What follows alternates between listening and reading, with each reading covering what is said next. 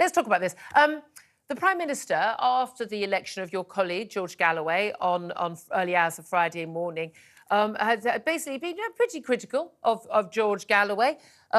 He said it's beyond alarming that last night, he said, the Rochdale by-election returned a candidate who dismisses the horror of what happened on October the 7th, who glorifies Hezbollah and is endorsed by Nick Griffin, the racist former leader of the BNP. In return, George Galloway, in an interview, said he despises the Prime Minister.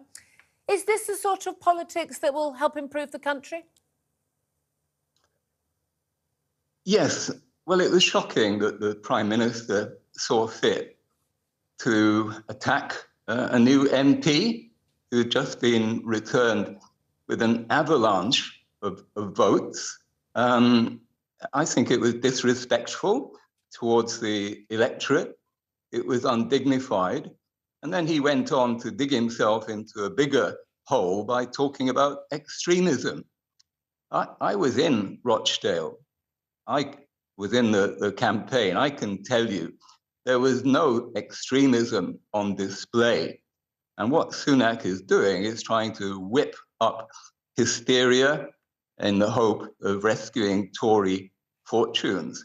His politicizing of the situation with the Muslim community is quite shameful and dangerous. But George enters Parliament today. It's a new dawn. It's a bright day.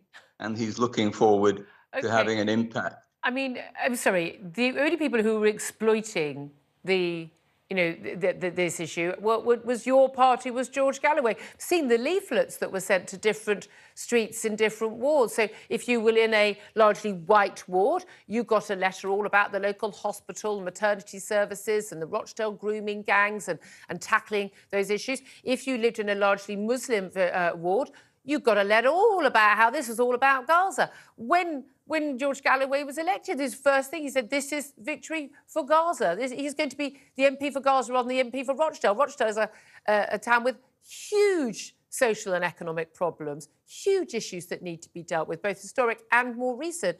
Having an MP who is obsessed with what happens thousands of miles away in Gaza isn't going to help those people. It's George Galloway, it's your colleague in your party who has politicised this, not the Prime Minister. Julia, George was echoing the concerns of the people of Rochdale. Many of them in all the wards, and I tramped the streets, I can tell you it wasn't just the Muslims, in all the wards were concerned about Gaza, which is top of the news, has been for months on end. It's not unreasonable that the people of Rochdale should want to know what's the position of the candidates on that issue. No, I'm sorry, there's a difference between something being top of the news and something being a major issue in a local election, a by-election. I mean, I know, for instance, if there was a by-election in the North London seat where I lived, I'd be more concerned about, whether there was going to be pressure to get more bin collections. And, the 20-mile-per-hour limit on major streets and things like that. I'd bet building more housing for local families. I'd be more concerned about that than I would about what's happening in Gaza. I can still be concerned about Gaza, as a human being, as a journalist, but it wouldn't be how I'd made my vote. Why has divisive Middle Eastern politics, why has it found its place in British politics in such a divisive way that we've even seen, the impact on our democratic institution in Parliament, where MPs are feeling pressure on how to vote a certain way on British foreign policy because of violent threats from those extremists who apparently don't really exist? Julia, you should pay more attention, do better research. You will have seen that George made a big thing of maternity services or lack of. I've just literally mentioned that a few minutes ago. And many other local issues. Not in the leaflet. Honestly, not in the leaflet to Muslim homework. homes. He didn't. The leaflet to Muslim homes was about Gaza. I've read both leaflets. Many of the people of Gaza were very concerned about Gaza. The people of Gaza. We make no Yeah, you are. You see, now wasn't that a wonderful Freudian slip? The people of Gaza are concerned about. No, they're the people of Rochdale. They're concerned about getting a job, being able to buy a home one day, getting social housing, their kids getting a good education, whether their bins are collected, whether they can get a hospital operation. But he wasn't talking about that to the Muslim voters. He only talked about that to the white voters. I've no doubt at all he appealed an awful lot to a lot of white voters. A lot of the things he was talking about on those leaflets, I thought, yeah, I'd agree with that. I'd agree with that. But nevertheless, this was a completely divided election. Here's the thing, though. What is he going to do in Parliament that is going to change anything for either the people of Rochdale or the people of Gaza? You're talking nonsense, Julia. George spoke about the NHS, about taxes, about cost of living, and all the other issues that are at the top of people's minds. It wasn't just about Gaza. Get that into your head. I was there. Were you there? I can tell you, day after day, George was not just talking about Gaza, and now he's in Parliament.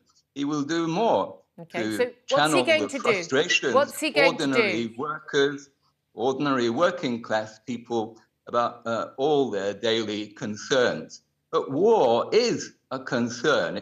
It's top of the news every day, day after day, for a reason. This war in Ukraine, this war on behalf of Israel, is costing us hundreds of millions of pounds. The people of Britain are not happy about that. If we were less involved in wars, we'd have more money for the NHS. Less involved in wars? We're not involved in the war in Gaza. You're wrong, Julia. We're fighting the war in Gaza, think the cost of having a Royal Navy patrol in the Red Sea is zero?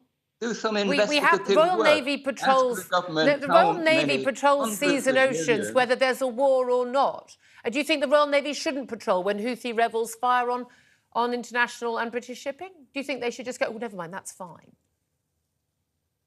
The British government are spending hundreds of millions of pounds on the defence of Israel. Oh, really? We need to ask the people of this country whether they're happy with that when the money could be better spent elsewhere. The Royal Navy is not cheap.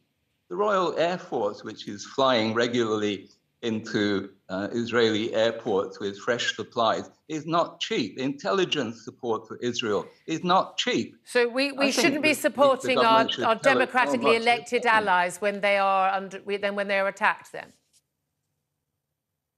Sorry, I didn't catch that. We shouldn't support our democratically elected allies when they're attacked. Is that what you're saying?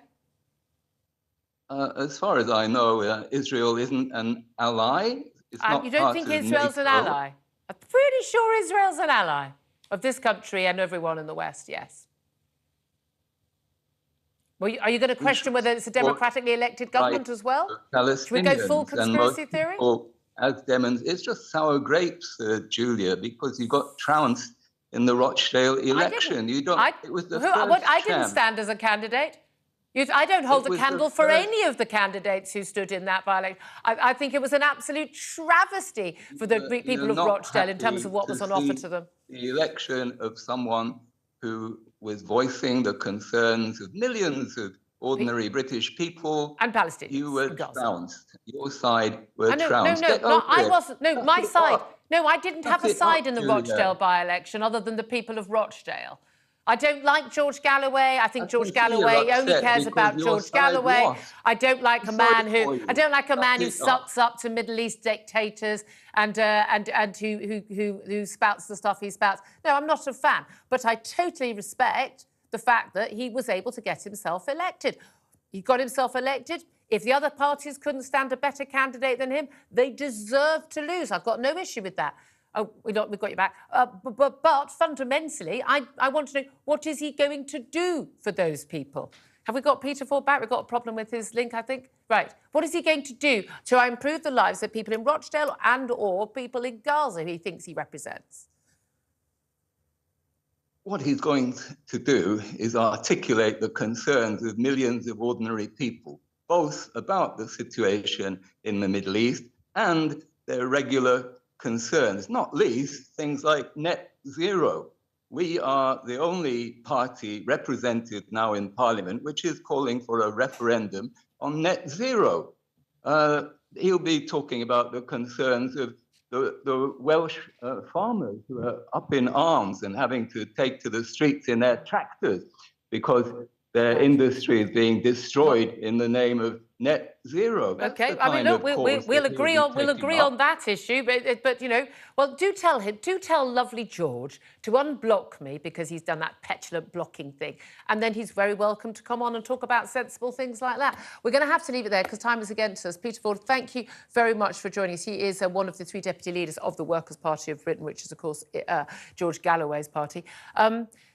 Still with me in the studio is Sam Armstrong. I don't know if we got anywhere there, really, but what did you make of that, what he had to say? Well, look, this is the problem with George. On the one hand, he's a brilliant debater, orator, speaker, generally. I watch him and I think it's magical. I find him I don't find him a good speaker at all. He combines that with some good policies, right? Net zero, farming. Knows what a woman farming, is. Knows what a woman is. But then, interwoven, you get crazed conspiracy theories. The RAF, the Royal Navy are at war in Gaza. It's nonsense. And the defence of Saddam Hussein, Bashar al-Assad in Syria. Again, a man who claims desperately to care about the plight of Muslims, except when other Muslims are mass killing them.